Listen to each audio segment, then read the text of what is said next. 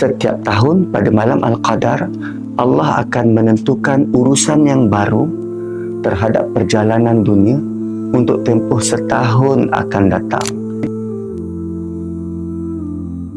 Tak kala Allah menurunkan urus tadbirnya, Allah bekalkan kepada kita Quran sejak sekian lama untuk mendepani urus tadbir ini.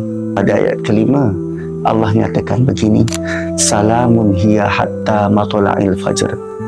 Saya percaya kita semua bukan hanya mahu selamat dan sejahtera untuk tempoh satu malam, tetapi kalau boleh kita mahu selamat dan sejahtera bukan hanya pada kehidupan dunia, tetapi selama-lamanya di syurga Tuhan. Adakah memadai dengan hanya satu malam? Tidak.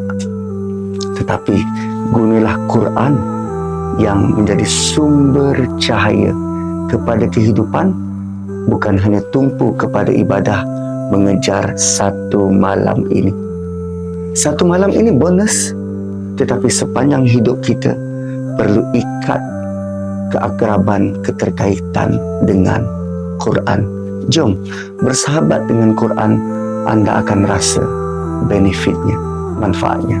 Wallahu a'lam.